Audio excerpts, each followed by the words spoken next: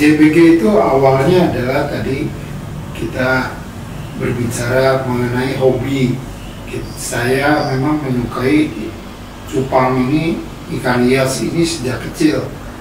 Kita pelihara itu cupang dari SD, juga gapi, sampai ketika saya selesai sekolah di SMP, SMA, itu masuk kuliah, saya berhenti. Mulai lagi ketika saya sudah berkeluarga. Bahkan ketika itu memulai dengan pelihara ikan cupang lagi di Amerika. Ketika saya sedang dikirim bekerja di sana, dan ketika kembali ke Indonesia kita teruskan. Menariknya adalah ada jenis-jenis baru yang muncul di awal tahun 2000. Muncul strain-strain baru, tidak hanya warna saja melainkan juga bentuk-bentuk siripnya. Ketika awal tahun 2000 muncul namanya cupang serit, yaitu di internasional dinamai crown tail, ikan yang ekornya membentuk crown atau mahkota. Diikuti juga dengan bentuk setengah bulan, lalu ekor pendek juga setengah bulan, plakat half moon, dan seterusnya hingga saat ini dengan pengembangan warna. Muncul yang namanya ikan cupang serit, ada plakat, ada half moon, selain ikan cupang yang dulu dikenal sebagai cupang adu. Saya kembali lagi keinginan untuk melakukan bisnis ataupun keinginan untuk berhenti bekerja pada satu perusahaan, tapi memulai usaha sendiri yang diambil dari hobi itu tadi, hobi mengenai pemeliharaan atau penjualan ikan cupang. Jadilah pada tahun 2000 saya mulai lagi, mula-mula adalah menjadi pembudidaya, maka muncul nama JBG itu. Istilah JBG itu dari nama saya, Joti Atmajaya, disingkat Jotia. Beta itu cupang, dan galeri. Jadi JBG itu sebetulnya adalah Jotia Beta Galeri awal mulanya. Saya pelihara cupang, saya jualan cupang. Nah, ketika kita menjual online, ada pembeli dari luar negeri. Dari awal memang kita melakukan dengan cara online, dengan menjual melalui media, baik itu media cetak ataupun media elektronik. Ketika itu yang muncul adalah website, bahkan kita juga membuat website awal mulanya. Belum ada sosial media seperti yang sekarang berkembang. Tahun 2000 yang cukup terkenal untuk penjualan ikan adalah Yahoo Groups yang menjadi forum, dan juga ada web lelang ikan hias internasional, aquabit.com. Di sanalah kita berjualan. Kendalanya adalah jumlahnya sedikit yang kita bisa kumpulkan untuk kirim. Dalam sebulan bisa terkumpul satu box saja sudah merasa beruntung. Untuk itu saya berusaha untuk bagaimana teman-teman komunitas ikan cupang ini semakin rajin memposting, semakin banyak mengirimkan, dan bisa mendapatkan devisa dari ikan cupang tersebut. 2013 ketika itu gadget atau internet mulai banyak di Indonesia, maka pengiriman semakin banyak, orang yang menjual melalui internet semakin banyak, pengiriman meningkat. Saya berhenti melakukan budidaya. Saya tidak melakukan budidaya ikan cupang lagi, melainkan berkonsentrasi hanya untuk pengiriman saja.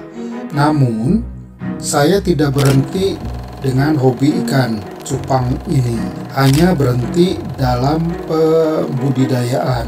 Dengan tidak berhenti, saya masih mengikuti perkembangan ikan cupang, apalagi saya sudah menjadi juri bersertifikat internasional IBC untuk ikan cupang selama mulai dari tahun 2005. Bersertifikasi juri internasional ini saya bisa menjuri melihat perkembangan cupang tidak hanya di Indonesia tetapi juga di negara-negara lain, terutama negara-negara yang menjadi penghasil atau pencetak ikan-ikan cupang seperti Thailand, seperti Malaysia.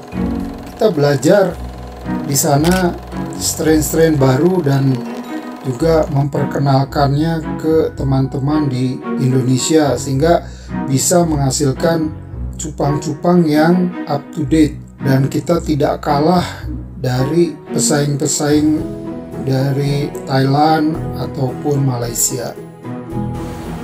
Dan kebetulan saya memang backgroundnya adalah marketing internasional, di mana saya bekerja di perusahaan yang bergerak di bidang ekspor makanan selama 18 tahun sebelum saya pensiun dan bergelut di bisnis ikan cupang.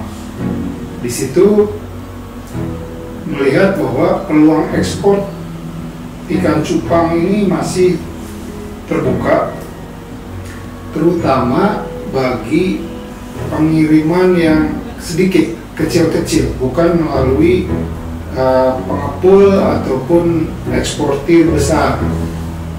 Waktu itu belum ada ekosistem yang mendukung, jadi terpaksa kita harus membuat sendiri. Kita membina para komunitas untuk menjadi pemasok atau pengirim, membina jejaring untuk bisa menjadi distributor atau menjadi transhipper baik di sini di Indonesia maupun di negara tujuan. Nah, jejaring ini di Indonesia ketika itu belum ada. Jadi kita buat kerjasama dengan partner di luar negeri yang nanti menerima ikan dari kita, dari Indonesia, dikirim ke sana. Dari sana partner kita akan mendistribusikan ke semua pembeli-pembeli yang ada di negaranya. Nah, makanya kita perlu kerjasama sebanyak mungkin partner di seluruh dunia untuk bisa mengirimkan ke berbagai negara. Itu yang dinamakan jasa transshipping. Memang ada dulu istilah transshipping juga untuk penjualan ikan konsumsi, misalnya tuna yang dibeli atau ditangkap oleh nelayan dan dijual di tengah laut kepada para pengepul. Nah, ini jasa pengepul ini biasanya dinamakan transshipping, seperti itu. Tapi transshipping yang kita lakukan berbeda. Kita di darat, kita kumpulkan dari para peternak, kita kirim ke negara tujuan, ke tujuan yang dimana di sana perusahaan penerimanya adalah partner kita untuk didistribusikan. Itulah awal mula jasa transshipping ini ada di Indonesia. Itu sekitar tahun 2001 kita menjadi yang pertama, karena seingat saya waktu tahun 2000 itu saya ikut ada kursus budidaya dan ekspor cupang. Diajarkannya adalah untuk mengirimkan melalui jasa ekspedisi yang tidak khusus, misalnya ada ekspedisi DHL atau pos ataupun FedEx, di mana untuk ikan hias sebetulnya itu tidak disarankan. Hanya karena kita ada pengalaman buruk ditolak, maka muncullah ide untuk membina jejaring ini, hingga terbentuklah sistem yang sekarang berkembang dan berjalan. Ini ya cikal bakal kita memulai bisnis ekspor ikan hias. Memang untuk menjawab para peternak yang membutuhkan pengiriman sedikit langsung kepada buyer yang berada di luar negeri.